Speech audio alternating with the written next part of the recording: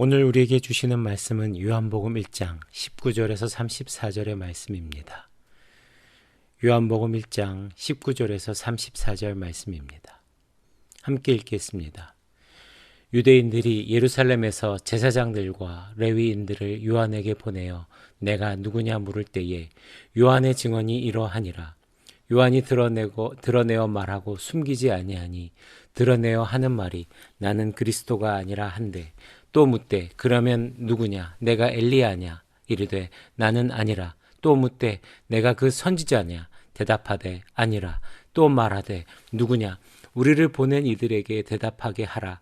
너는 내게 대하여 무엇이라 하느냐 이르되 나는 선지자 이사야의 말과 같이 주의 길을 곧게 하라고 광야에서 외치는 자의 소리로라 하니라.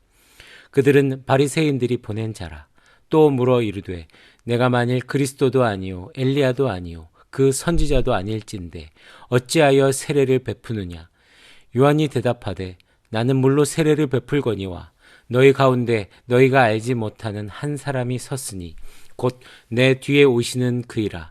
나는 그의 신발끈을 풀기도 감당하지 못하겠노라 하더라. 이 일은 요한이 세례를 베풀던 곳 요단강 건너편 베다니에서 일어난 일이니라.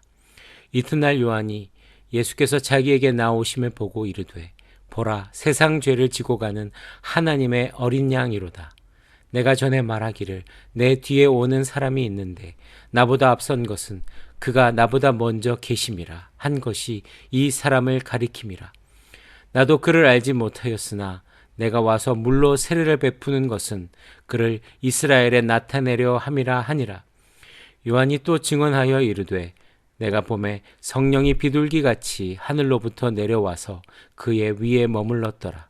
나도 그를 알지 못하였으나 나를 보내어 물로 세례를 베풀라 하신 그이가 나에게 말씀하시되 성령이 내려서 누구 위에든지 머무는 것을 보거든 그가 곧 성령으로 세례를 베푸는 이인 줄 알라 하셨기에 내가 보고 그가 하나님의 아들이심을 증언하였노라 하니라.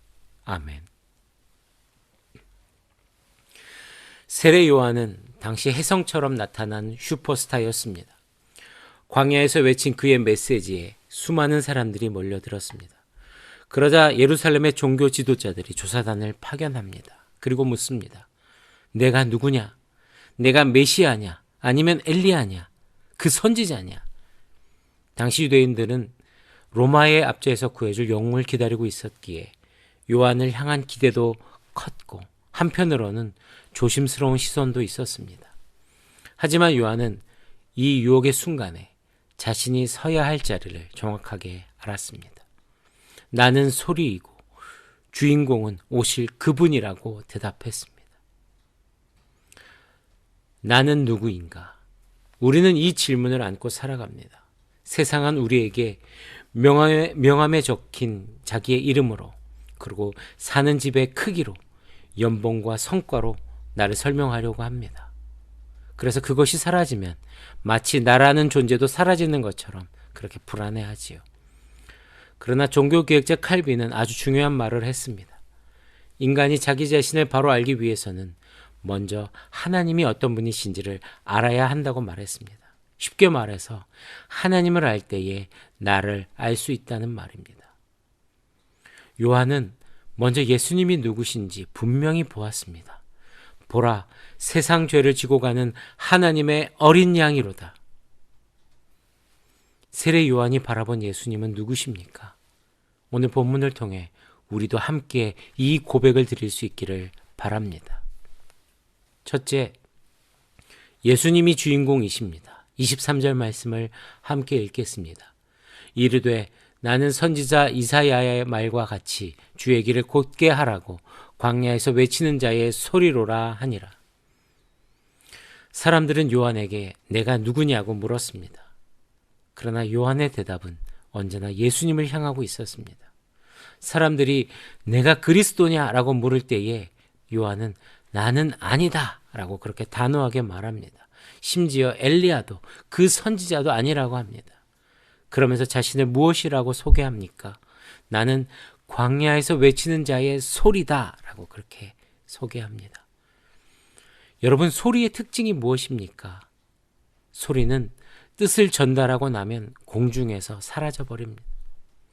소리가 남아서 계속 웅웅거리면 그것은 소음이 될 뿐이지요. 요한은 알았습니다. 자신은 그릇이고 담겨야 할 내용은 예수님이라는 것입니다. 그래서 요한의 사역은 사람을 모으는 데서 멈추지 않고 그 모인 사람들의 시선을 예수님께로 돌리는 데까지 나아가는 것입니다. 27절을 보면 더 놀라운 고백을 합니다. 나는 그의 신발끈을 풀기도 감당하지 못하겠노라. 당시 신발끈을 푸는 일은 가장 낮은 노예가 하는 일이었습니다. 요한은 당시 최고의 인기인이었지만 예수님 앞에서는 노예보다 더 낮은 자임을 고백합니다. 예수님이 얼마나 크신 분인지 요한은 알고 있었기 때문에 그렇게 자연스럽게 나온 고백입니다. 성도 여러분, 우리의 삶도 마찬가지입니다. 우리의 인생은 내가 중심에 서 있는 것처럼 보이지만 사실은 나를 드러내기 위한 자리가 아닙니다. 예수님을 보여주고 예수님을 가리키는 자리가 바로 우리가 서 있는 이 자리입니다. 가정에서, 직장에서, 교회에서 우리는 예수님을 전하는 소리로 부름받았습니다. 예수님이 주인공이 되실 때에 우리의 자리도 분명해지는 것입니다. 그리고 그 자리에서 우리는 기쁨으로 살아갈 수 있습니다. 예수님을 주인공으로 모시며 살아가는 우리 모두가 되기를 간절히 바랍니다. 둘째, 하나님의 어린 양을 바라보아야 합니다. 29절 말씀을 함께 읽겠습니다. 이튿날 요한이 예수께서 자기에게 나오심을 보고 이르되 보라, 세상 죄를 지고 가는 하나님의 어린 양이로다. 이튿날 예수님이 요한에게 오십니다. 그때 요한은 예수님을 가리켜 외칩니다. 보라, 세상 죄를 지고 가는 하나님의 어린 양이로다. 여기서 보라라는 이 말은 제발 좀 쳐다봐라, 주목해라 라는 뜻입니다. 세상을 보지 말고 너 자신을 보지 말고 저분 예수님을 보라는 것입니다. 그런데 여러분, 요한은 왜 예수님을 어린 양이라고 불렀을까요? 유대인들에게 어린 양은 가장 먼저 유월절을 떠올리게 합니다. 출애굽의 밤에 어린 양의 피가 문설주에 발라진 집에는 죽음이 넘어갔습니다. 어린 양은 누군가를 살리기 위해서 대신 죽는 존재였습니다. 또한 성전에서는 매일 어린 양이 제물로 드려졌습니다. 죄를 지은 사람이 직접 죽는 대신에 어린 양이 대신 죽었습니다. 어린 양은 죄의 값을 대신 담당하는 존재였습니다. 그래서 요한은 예수님을 세상 죄를 지고 가는 하나님의 어린 양이라고 표현하고 있는 것입니다. 우리의 삶의 가장 큰 문제는 가난도 질병도 아닙니다. 바로 죄의 문제입니다. 죄가 하나님과 우리 사이를 갈라놓았습니다. 이 죄의 짐은 내가 착하게 산다고 노력하고 수양을 닦는다고 해결되지 않습니다. 누군가 대신 죄값을 치러야 합니다. 그런데 예수님은 나의 죄, 우리의 죄, 온 세상의 죄를 짊어지시고 십자가로 나아가셨습니다. 내가 치러야 할 죄의 값을 예수님께서 대신 지신 것입니다. 그래서 요한은 사람들의 눈을 예수님께로 옮기고 있는 것입니다. 그리고 외칩니다. 보라! 오늘도 이 초대를 우리 모두에게 주고 계십니다. 나의 모든 허물, 나의 모든 죄를 대신 지신 예수님을 바라보십시다. 예수님을 바라볼 때에 우리 영혼에 참된 자유와 치유가 임하게 될 줄 믿습니다. 셋째, 성령으로 우리를 새롭게 하십니다. 33절 말씀을 함께 읽겠습니다. 나도 그를 알지 못하였으나 나를 보내어 물로 세례를 베풀라 하신 그이가 나에게 말씀하시되 성령이 내려서 누구 위에 둔지 머무는 것을 보거든 그가 곧 성령으로 세례를 베푸는 이인 줄 알라 하셨기에. 세례 요한은 물로 세례를 주었습니다. 물 세례는 나는 죄인입니다 라고 고백하면서 그렇게 씻는 회개의 표시입니다. 중요한 은혜입니다. 신앙의 출발점이기도 하지요. 그러나 요한은 자기 사역을 여기까지로 알고 있었습니다. 자신의 한계와 위치를 바로 알았던 것입니다. 그리고 예수님을 가리켜 말합니다. 이분이 성령으로 세례를 베푸시는 분이시다. 요한은 예수님과 육신적으로는 친척이었습니다. 그러나 예수님이 세상 죄를 지고 가는 하나님의 어린 양이시며 메시아이심을 사람의 눈으로 알아본 것은 아니었습니다. 요한의 확신은 자기를 보내신 하나님으로부터 왔습니다. 하나님께서 분명한 표를 주셨기 때문입니다. 그 표가 무엇입니까? 성령이 내려와 예수님 위에 머무는 것이었습니다. 32절에 보면 요한은 예수님 위에 성령이 비둘기같이 내려오시고 그 위에 머무는 것을 보았다고 했습니다. 구약 시대에도 성령이 임하는 장면은 있었습니다. 그러나 요한이 본 것은 잠시 임하는 모습이 아니라 그 위에 머무는 모습이었습니다. 이 장면을 통해서 요한은 분명히 알게 됩니다. 아, 이분이 하나님의 아들이시구나. 여러분, 성령님이 임하시면 우리의 모든 것들이 변하게 됩니다. 특별히 우리의 속사람이 변하게 됩니다. 그리고 죄를 이길 힘이 생깁니다. 하나님의 자녀답게 살 능력을 얻게 되는 것입니다. 그런데 여러분, 신앙생활은 내 의지로 하는 것이 아닙니다.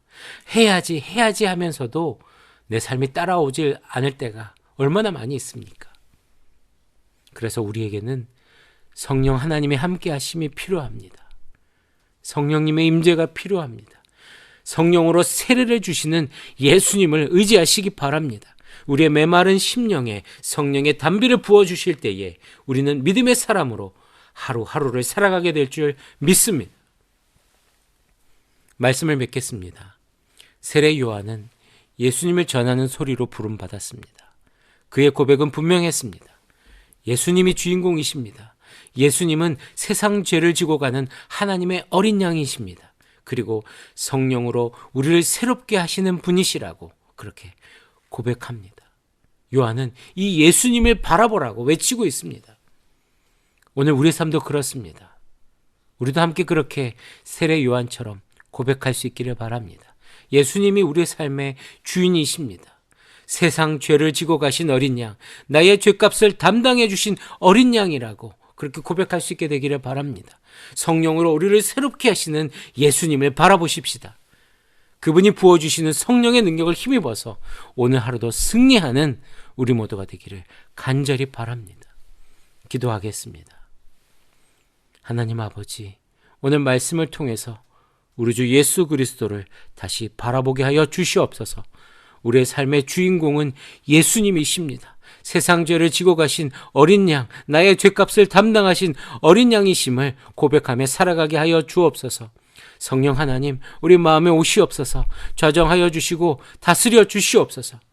우리의 생각과 선택을 이끌어 주셔서 그렇게 하나님 것을 선택하며 살아갈 수 있도록 인도하여 주시옵소서.